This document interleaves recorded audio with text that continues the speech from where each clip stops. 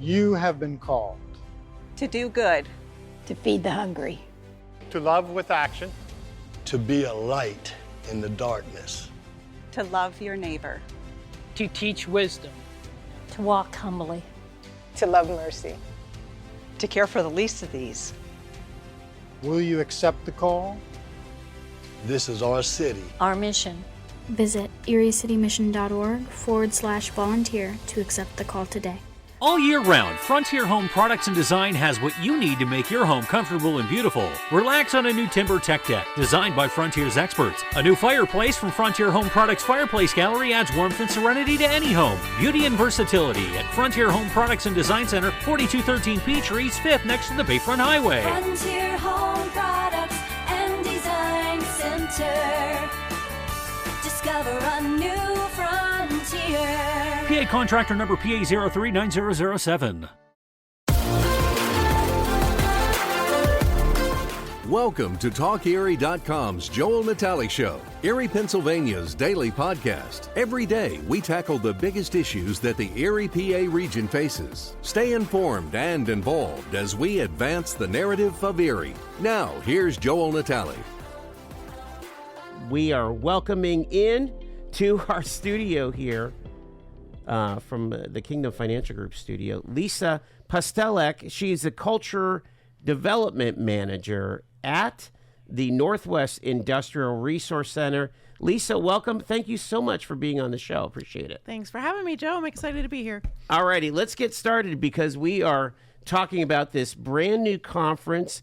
And why don't you introduce it and kind of give us an idea of the story behind this DIFM or conference for 2025. Sure. Driving Impact for Manufacturers, our first inaugural conference in the area. We're super excited. Our whole purpose of existence at the Northwest IRC is to help manufacturers, and we're a resource for manufacturers. So this was a fantastic opportunity for us to bring multiple manufacturers together in one place where they can learn, they can network, and of course, we're going to have a little bit of fun too. That sounds pretty amazing. What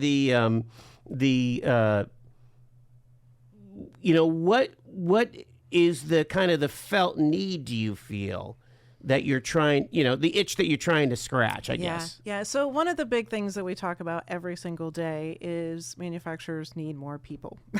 Okay. So the workforce is the thing, The right? workforce is key. Yes.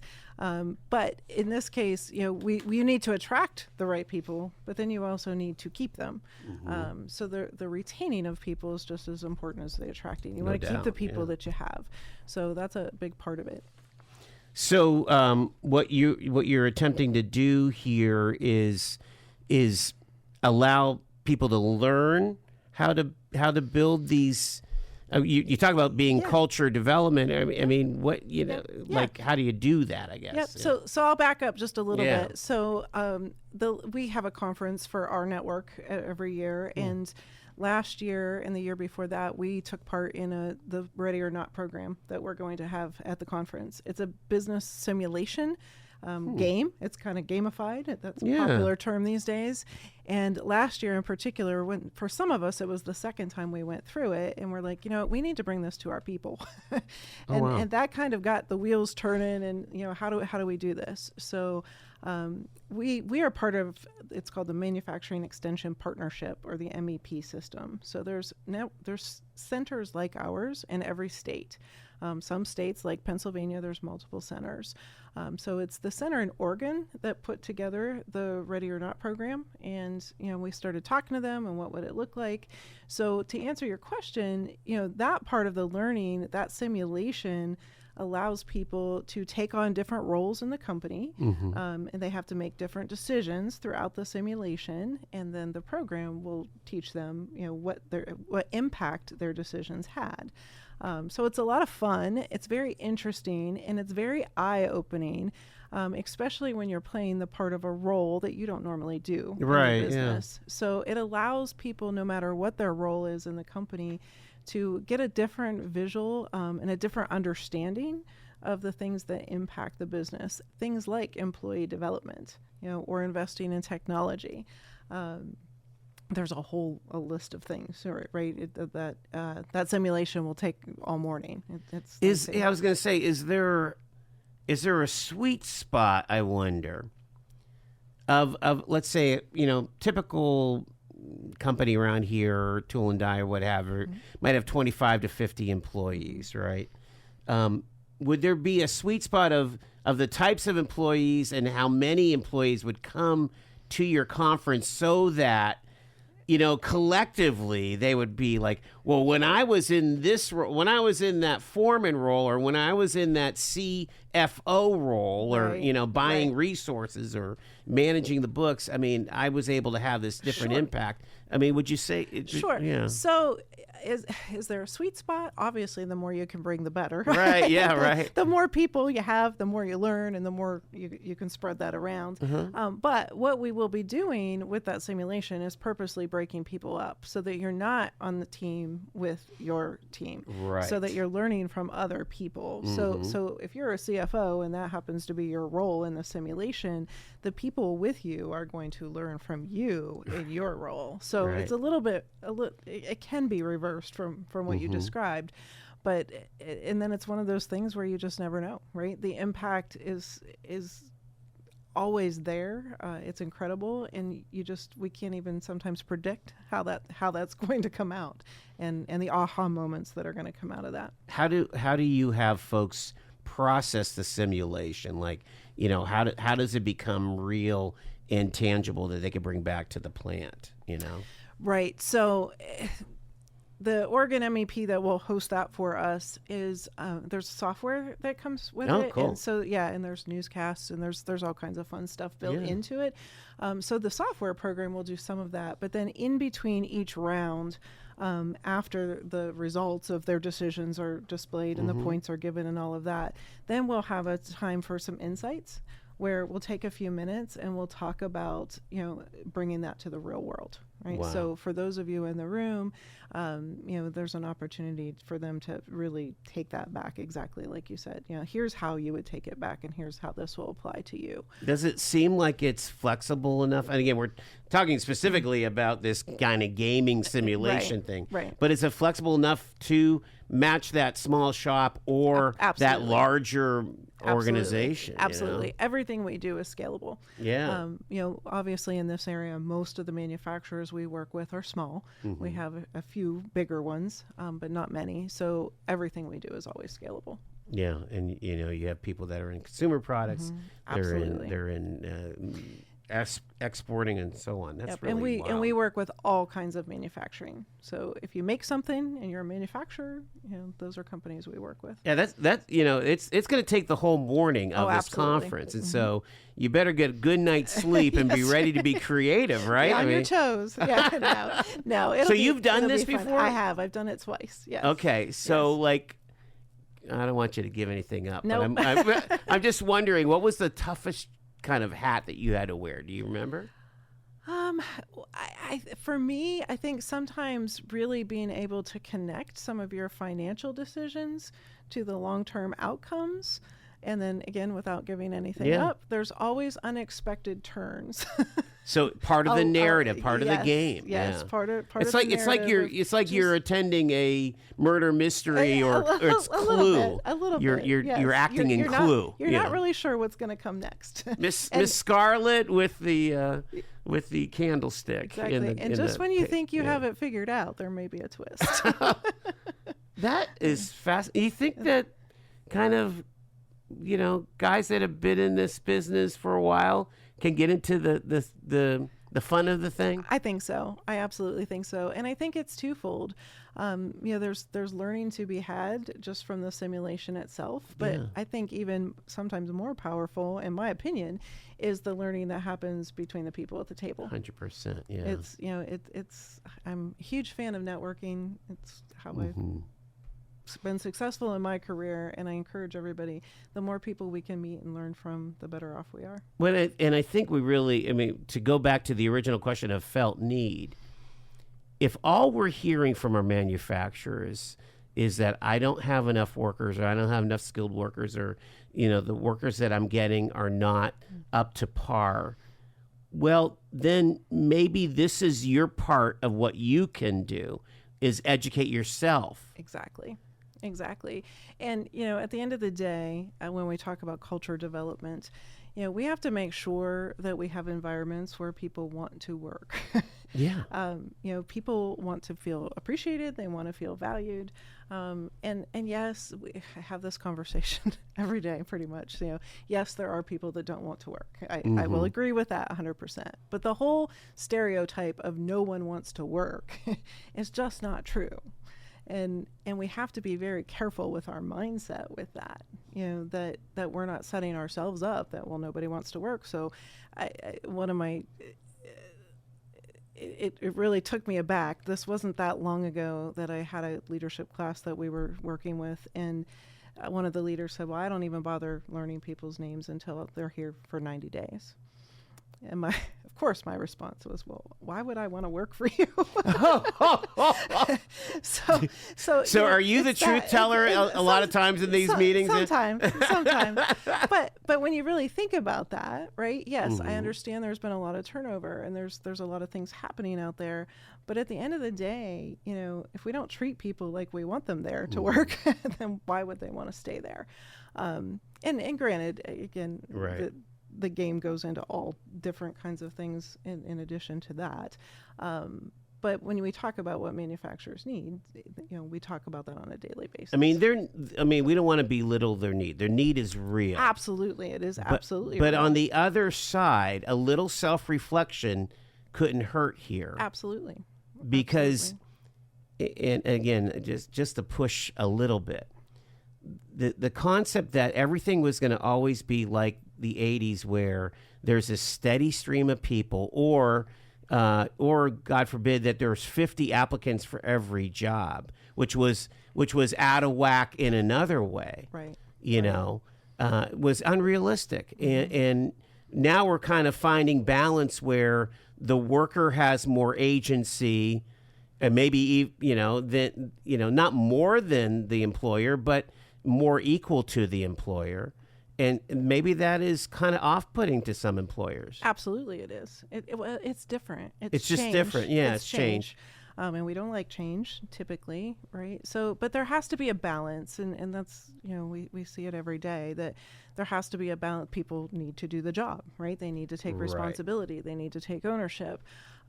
Unfortunately, in some cases, it's our job as leaders in manufacturing, or any industry for that matter, to teach people how to do that. We expect people to come to the workplace with those skills, and the fact of the matter is, right now, they don't always have them, right?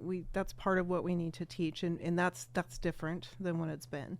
But the command and control style leadership isn't working anymore either. I remember 10 years ago, and again, I don't want to get into a anecdotal fest here as we talk about this cool new conference, but it used to be that you would put out a help wanted ad with a very specific piece of software, maybe a CAD design software that you needed somebody with 3 years experience on that software, maybe even on that version of that software, and expect a boatload of applicants.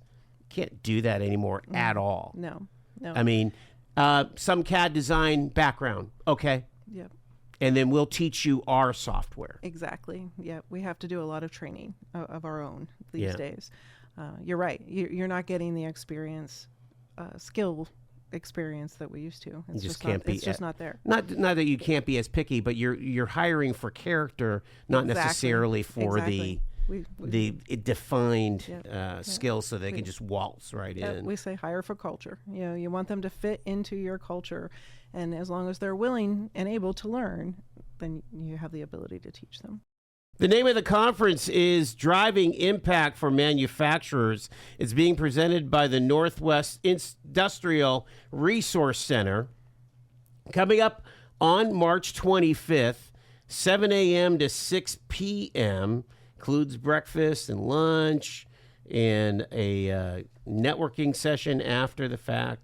And we were talking about the Ready or Not manufacturing business simulation game that starts the day. Lisa Pustelak is with us through the culture development manager. I love that title of yours. I just think, well, I mean, what it is it's identifying exactly maybe one of the key parts of any organization that keeps it sustainable, and that is the culture of the people. That is right. I agree with you 100%. You know, I mean, again, workforce, human resources. Yep. You know, it's all about the culture. It's all about the culture. So, three ways that this Ready or Not business simulation game will strengthen a business. It's talking about raising business IQ. What do you mean by that? Well, we raise the level of awareness of the business as a whole. What typically happens is we have our role within the company and we get into a little bit of a bubble and we know our part, right? But we don't see the big picture of the whole company. So the simulation lets us see all those parts and how they impact each other. What I see on a regular basis with manufacturers, and we work on this sometimes, is opening our eyes to that big picture, right? We understand what our department does and how it contributes, or what we need to do, how it contributes to our goals, right? But we don't understand always how that department impacts three steps down the line, right? Yeah. So at the end of the day, you need every department. You need every department to interact. You need every department to communicate. And if you take away from one to give to another, you know, we don't always realize what the impact of that is. Or if one is not performing, we don't understand how that impacts somebody else. You know, so the whole mindset of, you know, I'm just going to do what I have to do and not worry about everybody else, that doesn't work. You know, you're a team. It's a company as a whole. Yeah, you think about how crucial shipping and receiving is, right? As far as or the tool room, right? You have to have them all, right? And if you're missing that strategic tool or that supply, and you're in a just-in-time situation, I mean, the whole thing. You're all going to fail. Yeah, you're all going to fail, right? Yeah. Wow. And like you said before, and it's scalable, right? So it doesn't matter if you're a 30-person shop or a 200-person shop. It still applies, right? You might only have one person in each of those departments versus 10, but the concept still applies. The business is impacted by every single area. And I would imagine, you know, understanding the competitive environment that particular company is in, and that you know, when you throw away stuff that you don't have to throw away, you know, and we're losing money on that, you know, that makes our competitor maybe do a little better than us. Absolutely. And not knowing your competitors, right? We run into that quite often. Right? That's interesting. There's a lot of companies that have had the same customers for a long time. And don't really worry about, you know, new sales or what the competition's doing, as long as they have, you know, their chunk. And that's all well and good until a part of that chunk goes away, you know, by no fault of theirs. Right. And that happens. Or if you're overly leveraged to one or two clients. Exactly. You know? Exactly. I mean, we've seen that in stark reality around here in the past several years. Absolutely. Number 2, building a strategic mindset. Again, you think about the CEO being having strategery. That's my word. You know, I like that word. That's my George W. Bush word. You know, I mean, you think of the C-level, the C-suite being strategic, but certainly that third shift foreman can be awfully strategic. Absolutely. You know, we get so caught up in the day-to-day survival, you know, that we don't think about what we need to do strategically and what we do today, how that impacts us a week from now or a month from now or 6 months from now. And that's where, you know, some of these activities and the experience of the game helps us see what we do today, how that's impacting us 6 months or a year from now. It's a different way of thinking. It truly is a mindset to not just be focused on what's in front of me right now, and not understanding sometimes the impact that has down the road. So this opens our eyes to that quite a bit. Yeah. Let me throw a curveball at you. Would you say, again, the CEO is making a decision of who comes to your conference, or, you know, or the you know, HR manager or something like that? You may want to reach down and get that Gen Zer who just got on the job 6 months ago, but maybe, has some ambition for this particular understanding of new strategy. Absolutely. And especially those that you look at as emerging leaders. Yes. It's the people that you see on your floor that have potential. Bring them by all means. Let them interact with other people. Let them learn from the simulation, and their eyes will be open, no doubt, on the different parts of the business and how from their role they can impact that.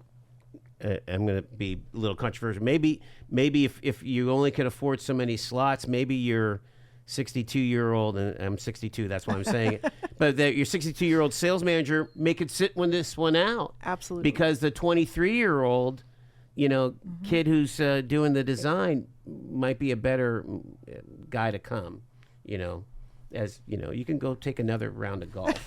Sales manager guy. So, that's so mean. That's so mean. I know. It's not. Obviously, we prefer they both come. Right, yeah. But Exactly. if you have to choose. Pick the 23, 24-year-old. Finally, before we go to the break, strengthens teamwork and connections. Talk about that element there. Yeah, so I believe teamwork, just coming to the conference together, that you have that similarity to be able to discuss what you've learned as a team leader. You'll have that. But then also just getting to meet other companies and other people in your similar role, and then those that are different. So there's just going to be all kinds throughout the whole day, not just the simulation, but the whole day. There's going to be opportunities for teamwork and collaboration. And part of the simulation is going to force you to collaborate with the different roles at the table. Right. That makes a lot of sense. All right, we've got to go to the bottom of the hour news break. We're talking about driving impact for manufacturers. Again, anytime that we can, from these microphones, give a boost to the manufacturing sector here in Erie, we're all about it. And somebody that does the boost every day is the Northwest Industrial Resource Center. Again, a huge source. If people want to sign up for this if they have to drop out, what's the best website for this? Yep, NWIRC.org/Driving Impact 2025. Backslash, I'm sorry. Okay. Or just NWIRC.org will get you there. Get you there, and you can find out more about this. Get paid to drive. Start a new career behind the wheel at the EMTA. If you are looking for a high-paying and rewarding career with full benefits and paid training, stop by or apply online today with the EMTA. Plus, EMTA riders can now enjoy free Wi-Fi on new, clean, and environmentally friendly buses to travel all over Erie County. Visit ridethee.com for more information. Get on board EMTA. Get on board EMTA. Quickfill gasoline is made right here in America. United Refining Company, who operates Quickfill, refines its gasoline from North American crude oil in Warren, Pennsylvania. When you buy United Refining Company gasoline at Quickfill, you keep jobs and businesses in America. And you keep American families strong. You don't need to send your money overseas when you buy gasoline. Buy American-made gasoline at Quickfill. Quickfill, driving America. From baggage claim to pajamas in 10 minutes. Erie International Airport. Fly with ERI.com. Fly Erie International Airport to Charlotte on American Airlines, your nonstop gateway to the world. Also, we have Breeze Airways flying nonstop to Orlando and Tampa, Florida. A great low-cost carrier providing excellent service to the regional community. Fly Erie International for your travel needs. Fly with ERI.com. It is from the Northwest Industrial Resource Center. The Driving Impact for Manufacturers Conference is a brand new conference that's happening March 25th. So we're giving you a good shout out here deep ahead of time. And go to, what is NWIRC, Lisa? Yep. NWIRC.org. O-R-G. Lisa Pustelak is with us. She's the Culture Development Manager. We're kind of going through what to expect at the DIFM 25.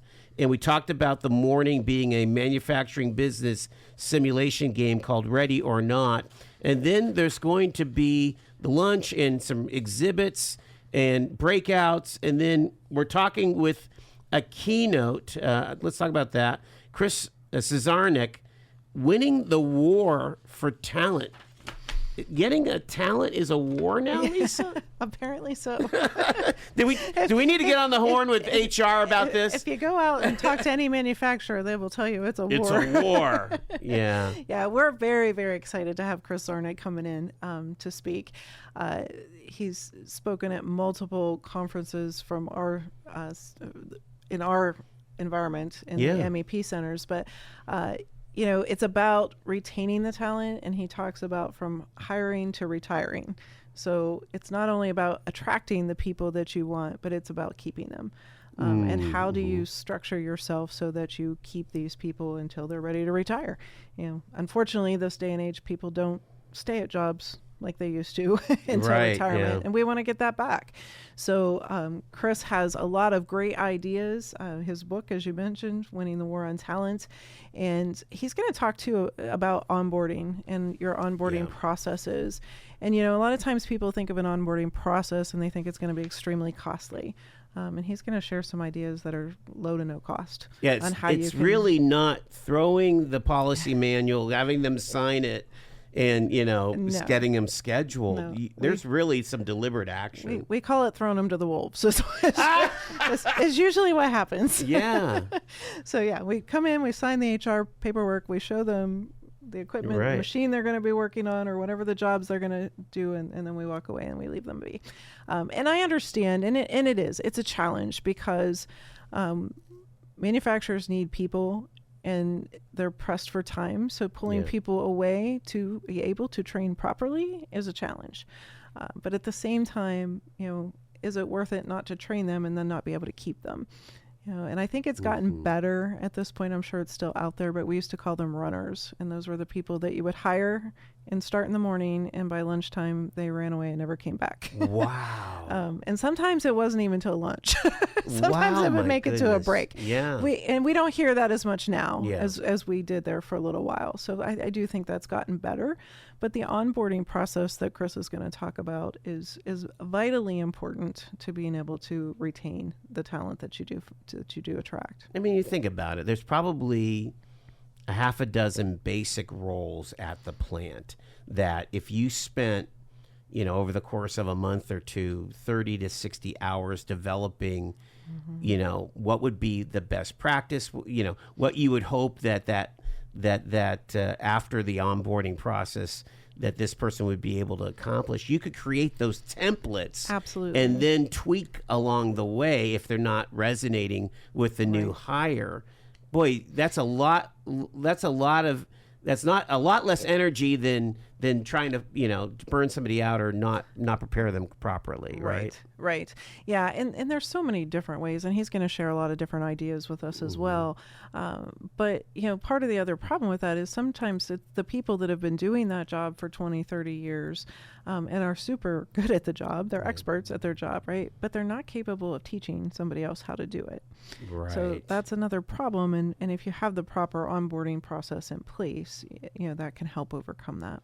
Yeah, he talks about, he spent the last 20 years figuring out why people go to and leave organizations.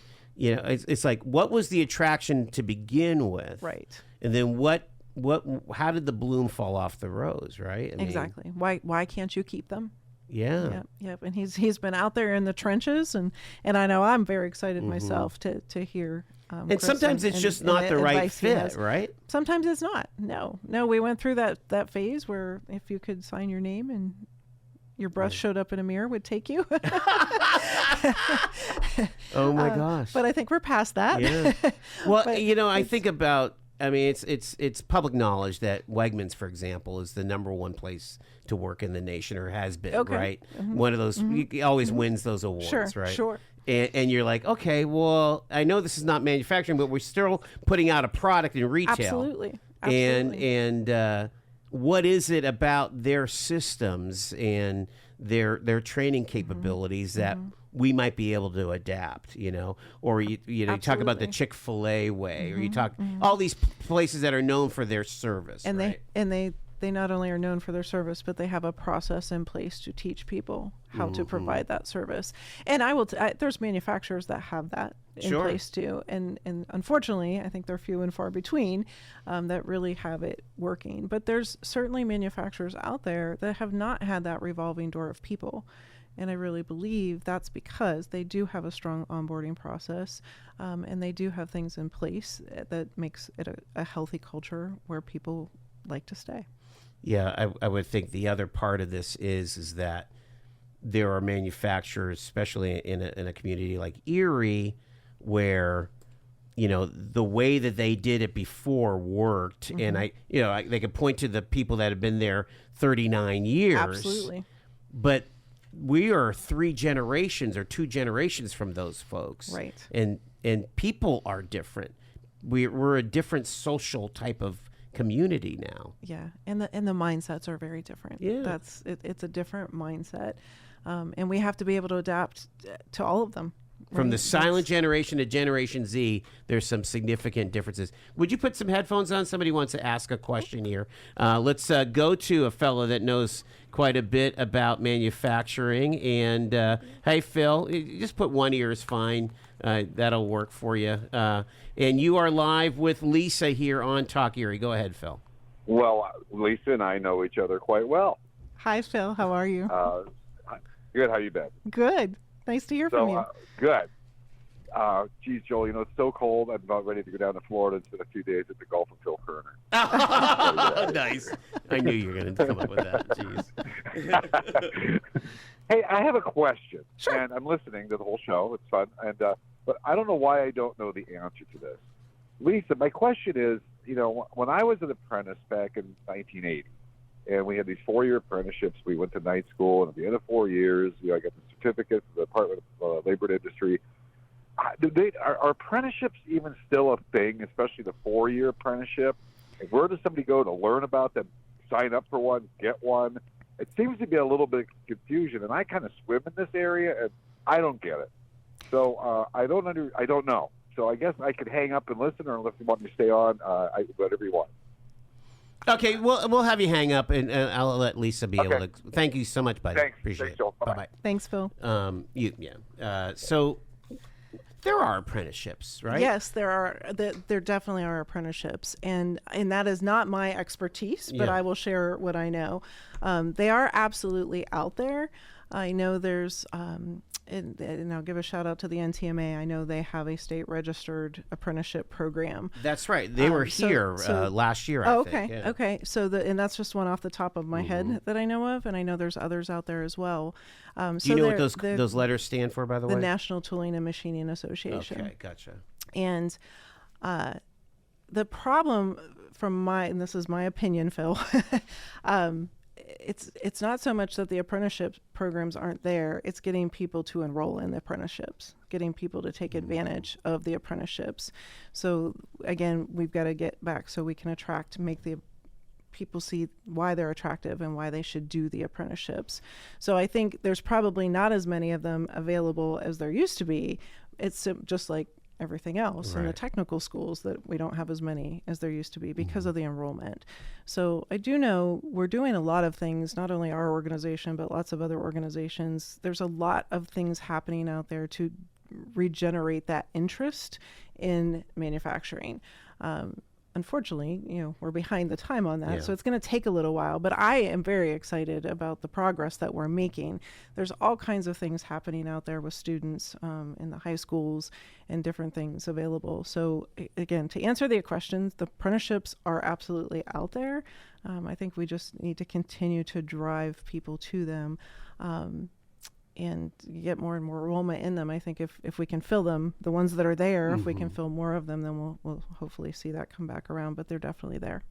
We have the issue where we're greatly improving our pathways, our career pathways for middle school and high school, and they are being expansive insofar as, yes, they include 4-year degrees, they include the community college, and they include construction trades and manufacturing trades.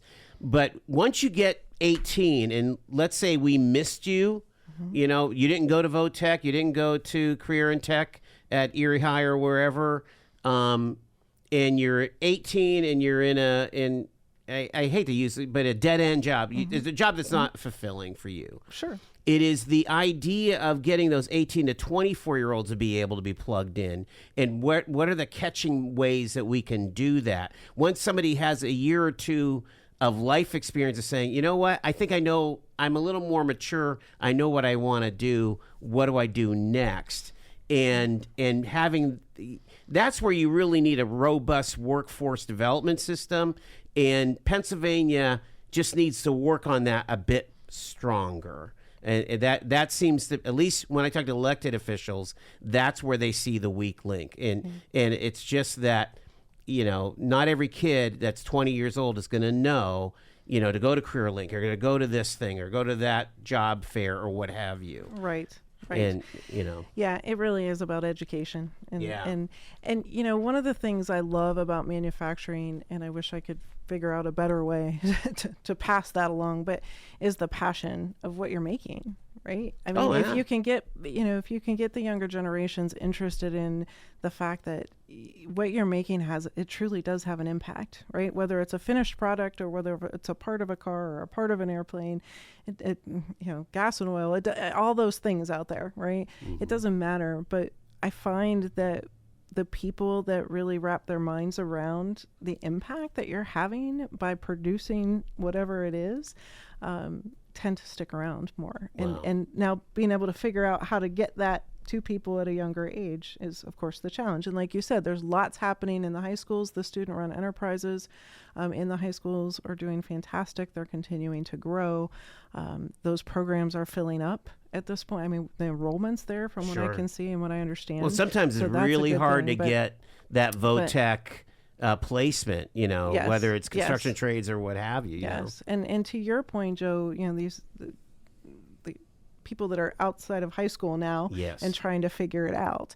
That's the $1 million question, right? How do we get to them, and how do we get them interested in what manufacturing has? There's no doubt about it. All right, we're down to our last 4 minutes here with Lisa here, and kind of make your best pitch for this event. And I do want to talk about some of the other things you guys got going on at NWIRC. Sure. Sure. This is the place to be for manufacturers this year. So we're excited to first inaugural event. We obviously plan on doing this conference on a yearly basis going forward. It's a great place to learn more about the business, learn how you can improve and increase your workforce and then keep them. That's the whole focus. And come learn from other manufacturers. It's really supposed to be pragmatic. It's like you're going to learn something. Yes, get your hands dirty a little bit. Absolutely. Get your hands dirty, learn, have a little bit of fun, have some good food, and takeaways. And my hope was always, again, the team building aspect of it. Bring a group, a team with you so that you can follow up with each other and hold each other accountable to use what you learn at the conference. Yeah. And if you want to get beyond complaining about nobody wants to work and really finding the people that could be, your superstar employees. It sounds like you need to learn to build your capacity education-wise. Yes, absolutely. This will be the place to be. All right. So other things that you guys got going on at NWIRC, again, what's the day in, day out kind of work that y'all do? You know what? I always tell people, in a nutshell, we are a resource for manufacturers. So whether a manufacturer needs help developing their people, which is what I do as a culture development manager, whether they need help improving efficiencies, they need some guidance on where to start to build a new website, new ERP. It really doesn't matter what they need. We're a resource. Some of the services we can provide. Some of them we have partners that we can bring in to help provide those services. And sometimes it's simply us taking the time to do the research to find the connection and making that connection. As I mentioned, we're part of a nationwide network. So if it's something that comes up that we don't have expertise here in our region or area, we can literally reach out to the country and almost always find some kind of resource of expertise that they're looking for. That's really, we shouldn't let that gloss by. You are part of this network. Yes. And so best practices really kind of flow through you organically, it sounds like. Absolutely. I will tell you, in my career, this is the most sharing network I've ever been a part of. That's cool. You can call any one of the centers in the country and ask for help or information on something they have, and they willingly give it up. And if I could just wave the Erie flag a second here, people need to understand that we're best in class in a lot of our manufacturing centers here. When you think about tool and die, like we talked to Phil, or you think about plastics and plastic technology, you think about locomotives and what we're doing over at Wabtec. I mean, this is it, man. We are absolutely best in class here. We take for granted, living in this area all my life, we take for granted how much we make here and the impact we have here in this north central Pennsylvania, the state overall, truly, but definitely in our corner over here. There are so many good things happening. It's incredible. Just when you think you're driving out of town and nothing else is going to be there, there's a shop that's doing work for SpaceX. It's just crazy. I mean, you hear about Elon Musk coming by to visit in the last couple of years. I want to say that he was around not that long ago. Oh, I'm not sure about that. Because we have people that are in aerospace. People are making parts for SpaceX around here, yes, for sure. And lots of other huge, big companies and products that we see on the shelves every day that, again, we take it for granted. We don't realize what's behind those walls and what's happening behind those walls. Wow, you think about it, it's pretty remarkable, and it's still that manufacturing. It's still that strong leg of the stool that keeps the Erie economy going and growing. Lisa Pustelak, she's the Culture Development Manager of the Northwest Industrial Resource Center, and this event, Driving Impact for Manufacturers, coming up on March 25th. Again, how people can register. NWIRC.org. All right. Thank you so much, Lisa. Thank you, Joe. You've been listening to The Joel Natale Show, Erie, Pennsylvania's daily podcast from TalkErie.com. Subscribe to our show on your favorite podcatcher and get involved by emailing Joel@TalkErie.com.